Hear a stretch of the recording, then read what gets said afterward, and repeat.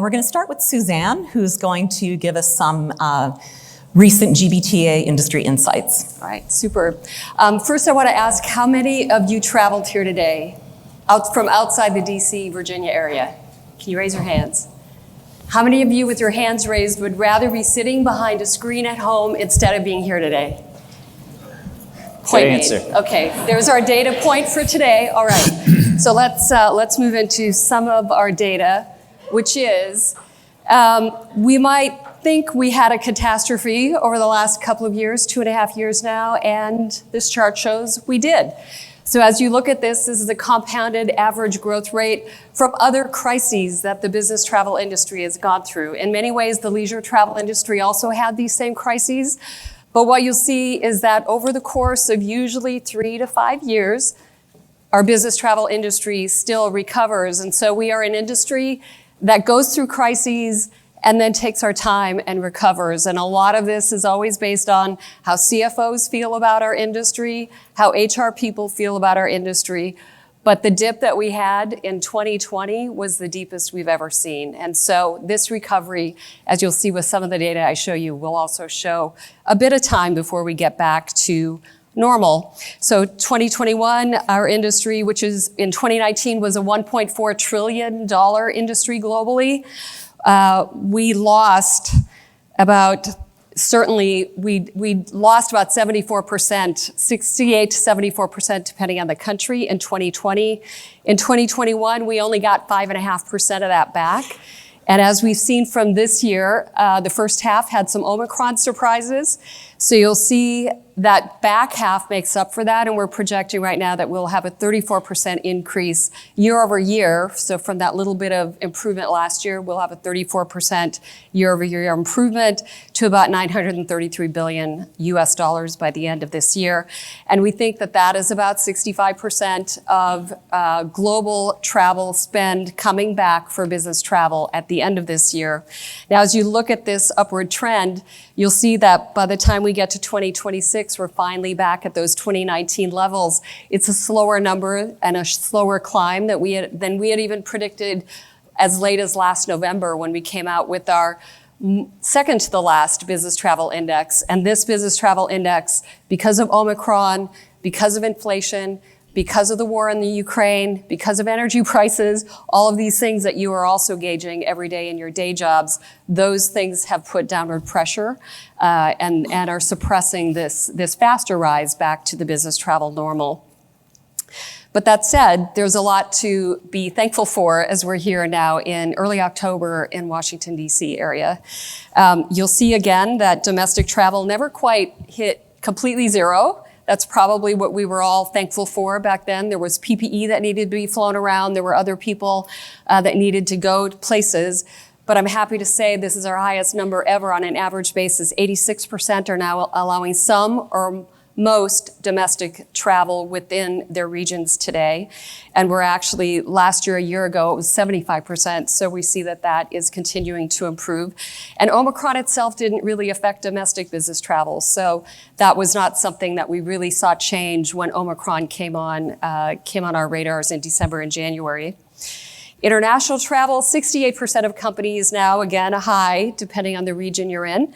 68% of companies allow some or most international travel today, which we're also glad for. But that doesn't mean that 68% of international travel is back. It just means that they're allowing some, which they didn't before. Supplier perspective, many of you are suppliers here. So supplier perspective is pretty optimistic, and you'll see through June, and it continues. Our October one also had an 84%. So changing in the last month, which is a very recent indicator. How are business travelers traveling on your airlines? Are they staying in your hotels? And this shows that month over month that continues to improve steadily.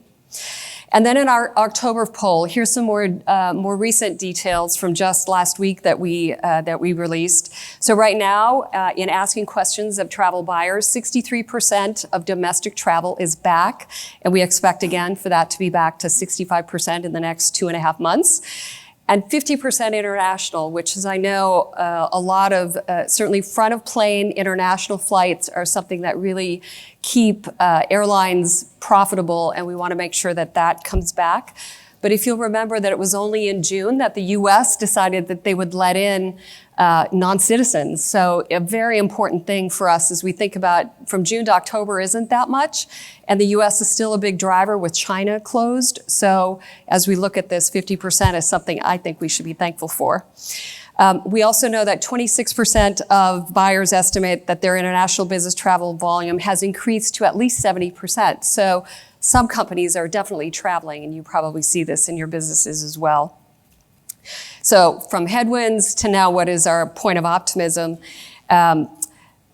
we've heard since probably all of those months of 2020 that internal travel would never come back.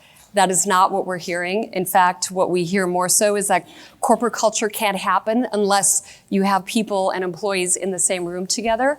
So you'll be happy to take this stat back. 78% of our travel buyers say that next year they expect there to be more employee trips for internal travel than there were this year.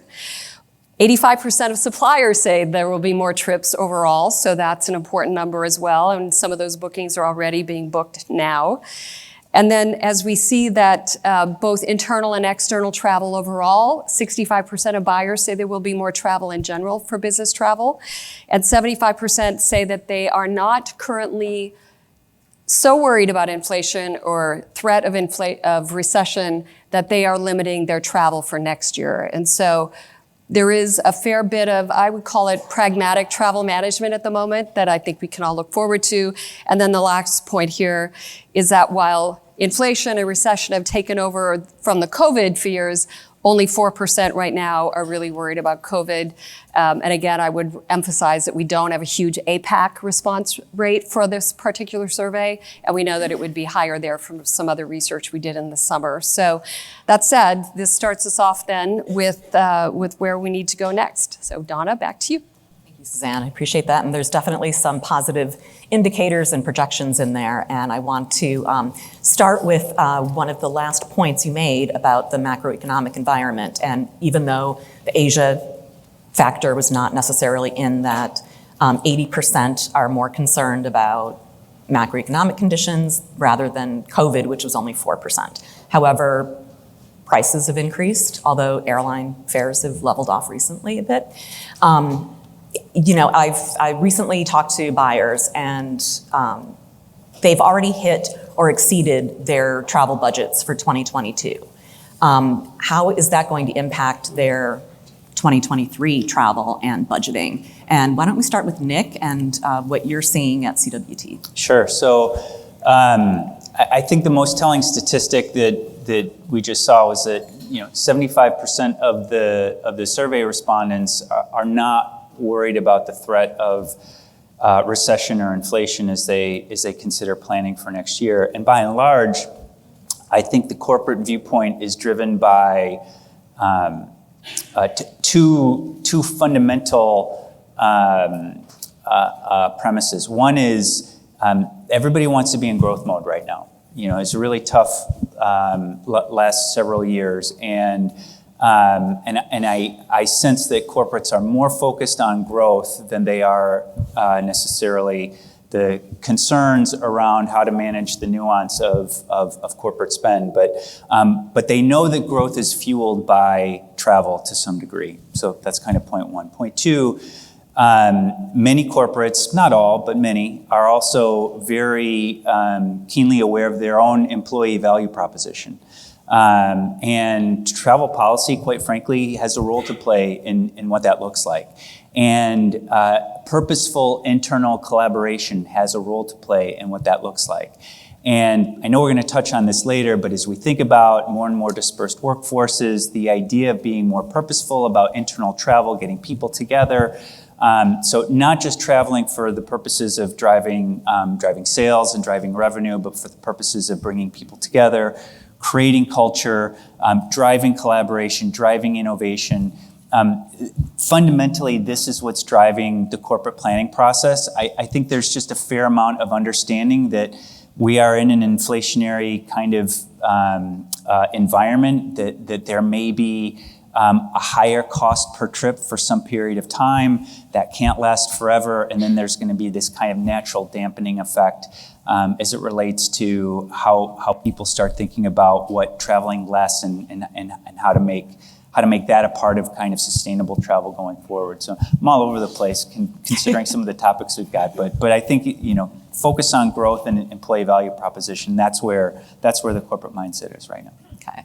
And Glenn, from the supplier side, what are you seeing how travel buyers are managing their budgets and for quarter four and for going forward, and any other macro trends you're noticing? Sure. So I think, kind of as Nick hinted to, we're seeing everything, right? We are absolutely seeing companies saying, hey, we set our budget for the year at whatever, 50% or 75% of 2019, and we've run through it. We also have just as many companies who said, well, we've already spent more than we spent 2019. We're just going to keep going, right? And so it really depends on that company, the role that budgeting plays. Some companies don't really do travel budgets. For example, I was in consulting prior to coming United. We did not have an annual travel budget, right? If we sold a project, that paid for the travel. And so it's all over the place. So it's really hard to get to a trend on budgeting. What I would say is that we did see in September another several points tick up in the rate of buying travel versus 2019. So we went from around probably just under 70% to just over 70% as an industry. And we continue to get a lot of feedback that there is still a lot of untapped pent-up demand for travel that has not been released yet. Yeah, especially because Asia's not open yet. Yes. When Asia is fully open, you are going to see another spike, especially from the enterprise sector, without a doubt. Great. And Suzanne, do you have anything you want to add on the macro level? I agree. I think there's lots of stories. They're anecdotal and they're important because for every kind of vertical market in the enterprise space, there is a trend. And if there's 40 of them, there's 40 different trends that we see. So it's the culmination is then numbers that suppliers and TMC see so that we can track that. Yeah. Right. Well, as we heard earlier this morning, sustainability is a hot topic across corporate America, and corporate travel is no exception. I'm going to hit on a couple points in this topic. How are overall corporate sustainability goals affecting the corporate buyer role? Glenn, are you seeing anything? Sure. I think sustainability is a huge impact on the way corporations buy travel, and it has become very much part of the role of the typical corporate buyer in a way that it never was in the past. In fact, when we were at GBTA's convention in San Diego just about a month and a half ago, every customer conversation we had touched on sustainability at some point, and a number of them really were primarily focused around sustainability. And that was a huge change from what we saw pre-pandemic. So it's very much on the buyer's agenda. Now, the approaches they're taking vary. In general, what companies are doing is saying we have some type of sustainability goal, and if travel is a big part of our carbon footprint, there's many companies are starting to have a plan about how to address that portion of their carbon footprint.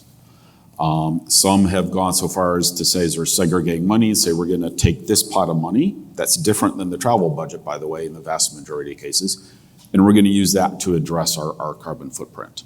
Other companies where maybe travel is not a big portion, they're more interested in just understanding the details of their travel and how that's creating emissions and starting to think about their options.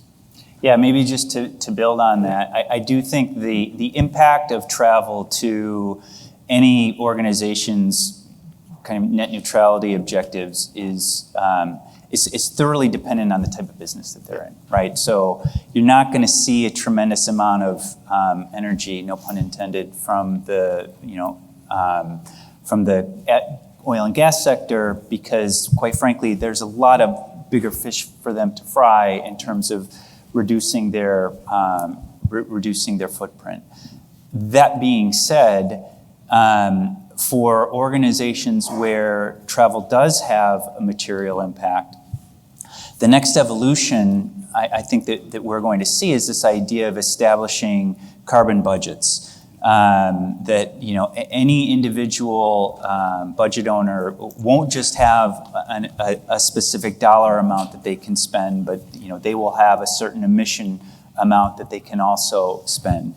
And we're already starting to see organizations try to kind of get their arms wrapped around this. Historically, it's been hard because reporting has not been widely available. I think that's really different now.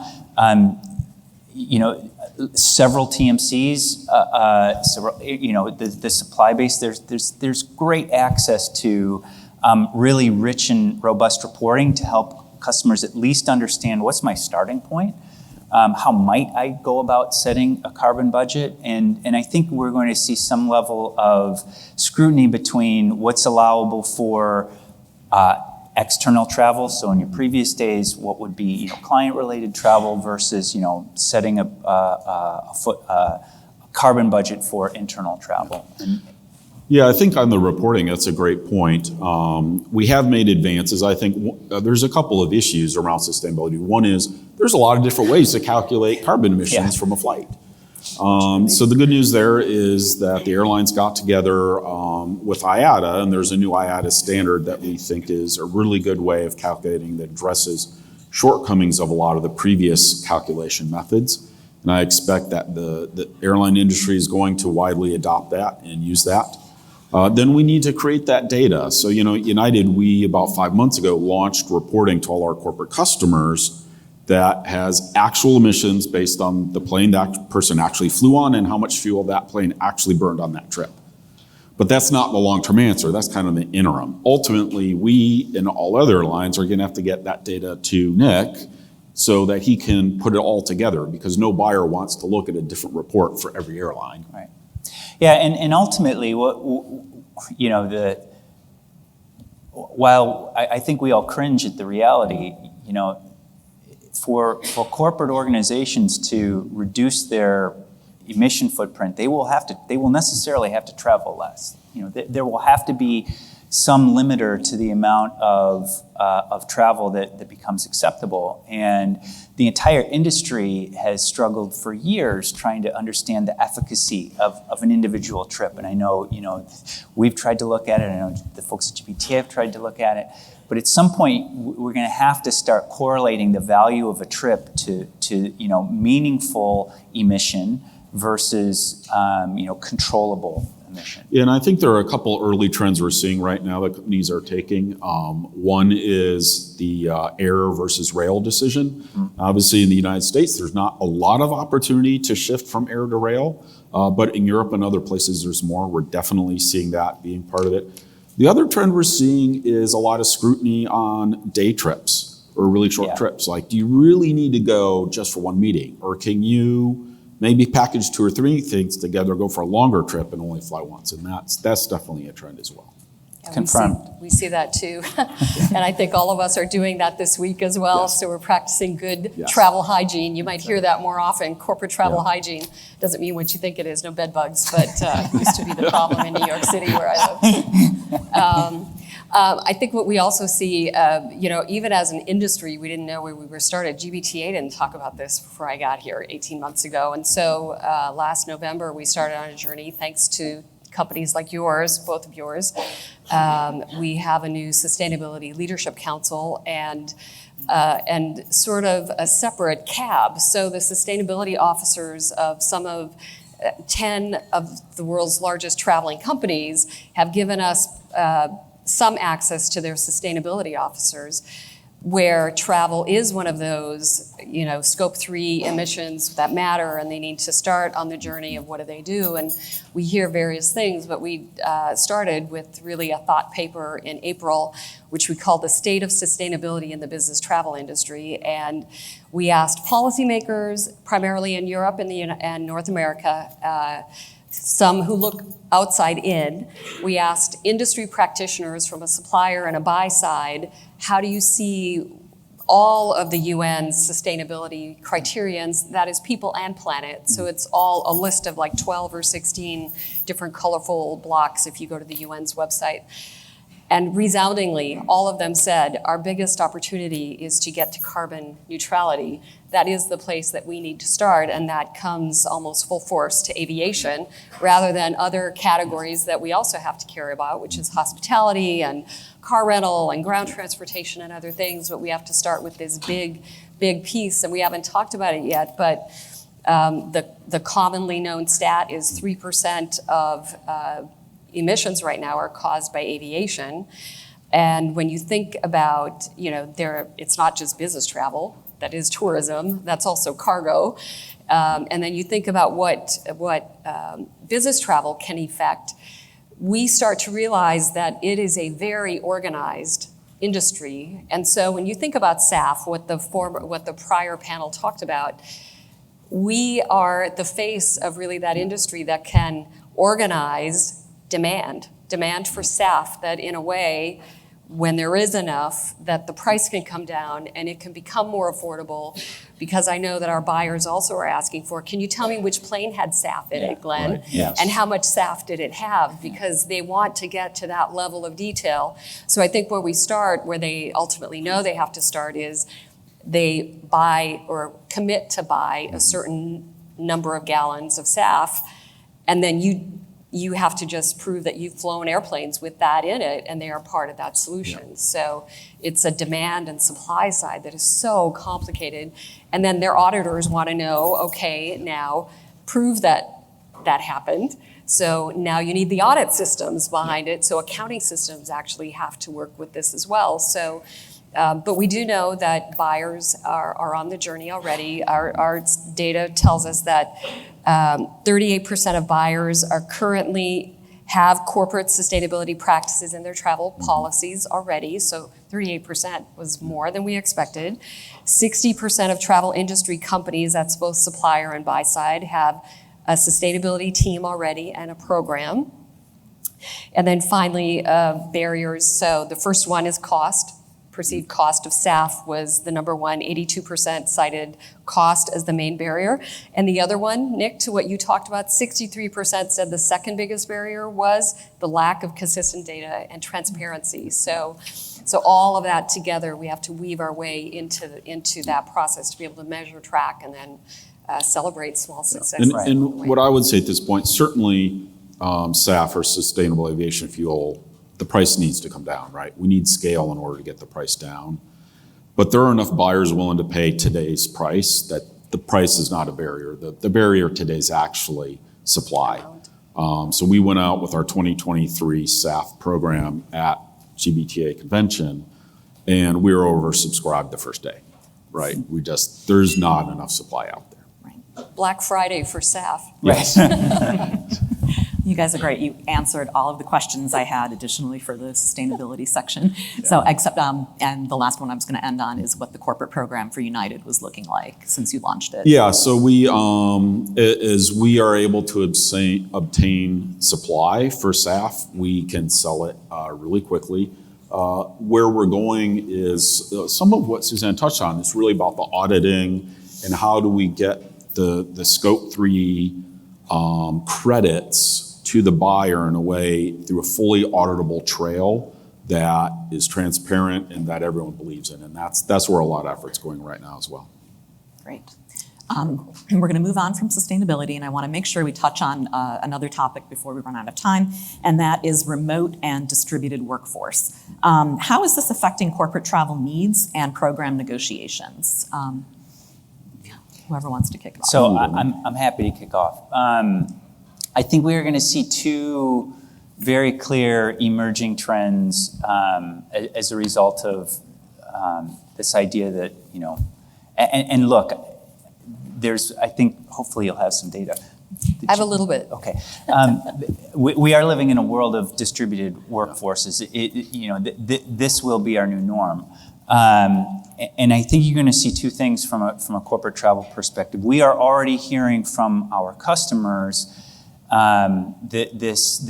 this new need, which is to be able to specifically through corporate agreements, can I bolt on travel for fun when I'm traveling for work? So I think the idea that bleisure as a thing becomes a bit more of a reality is certainly pushed forward a little bit more with the idea of people who become roving nomads. Number one. Number two, because this will likely drive more of a need for what I mentioned earlier, internal collaboration. Solving for the small meeting needs from a technological perspective has not always been easy. So there's lots of support to put this type of conference together. It's, high tech. It is. There are tremendous facilities in order to do that. But if you are co-locating 4 or 5 people, all potentially from different locations into a singular destination that's not an office space, it's not always easy to take care of food and beverage, get a meeting room. Somebody's got to go do that. And there is plenty of technology in play today to help facilitate that. So this kind of blurring of lines between what was traditional transient travel versus what is more traditional meeting travel, I think those lines are going to blur, and you're going to start to see kind of a holistic solution and a more holistic approach to, I need to be able to do all of this from a single place, not necessarily go through different silos or bifurcated services in order to address that kind of need. Yeah, I think we're all becoming meeting planners because when you have to coordinate, classic is I work out of my apartment in New York City. I don't want to invite people into my apartment. Like every New Yorker, our apartments are small, right? So we're finding where do we squat for the day, right? So budgets are still an issue for many. And so, thank goodness for great hospitality lobbies around the cities that you live in. That's certainly something, but the data that you asked about, I will let you know that 41% of the buyers in our October survey said they are getting more questions about, I like to call it blended travel. I don't like the word bleisure, but blended travel, bleisure. That 41% are getting more questions about this. So that is a significant trend, I think, thanks to the pandemic. And then we also asked them a little bit about what they allow. And for the companies that allow hybrid or remote work already, 44% allow employees to work outside of the city, state, or province where they normally would have done their jobs. So country isn't on there, but many also allow 30 days outside of the country where tax doesn't become an issue. So it does become complicated then. And how do you rehumanize business meetings? That's one of our, one thing we think that we evolved during crises like this. Got to make sure we didn't evolve into all introverts that don't want to ever get together again either. Nothing wrong with being an introvert, Suzanne. Come on. Yeah, I think early in Nothing wrong. I'm borderline. Yeah, early in the pandemic, I think there were some CFOs and CEOs who were really excited at the idea of we can run a whole business without having to pay for office space or travel. And as the pandemic went on, and they had natural turnover in the teams and stuff, it turned into I've got 20% of my workforce who really doesn't know my company, and how do I get them to be part of my company and part of my culture? And that is, for most of those same people, their top concern now. And what that's driving is a real change in travel patterns, right? There's still certainly, I've got a headquarters and people work there and they always travel from there out to wherever. But there's now these new travel patterns. Well, I have a remote workforce and they travel into headquarters. Mm-hmm. Or I have a remote workforce and I got rid of a lot of my office space. And so once a month or once a quarter, whatever frequency is, we're all just gonna get together somewhere fun, right? And in the winter, it's probably more in the southern part of the United States, and in the summer, maybe it's a little further north, right? So a lot of new travel patterns, and that's changing the way travel buyers have to manage their programs and manage their spend. And so that's certainly a trend we're seeing as well, and that we're adapting to by offering different types of relationships and deals with corporations. It sounds like there's an opportunity for technology there to help identify transient versus meetings versus blended. So maybe there's technology companies in the audience who can work on that. And with that, we are just about out of time. If anyone has a parting comment to make, otherwise I think we'll wrap. Keep traveling. Yeah. That's right. Keep meeting. Yeah, that's Yes. right. Traveling, keep meeting. What they said. Great, thank you Thanks, so much. everybody. Thank you again. Thank you.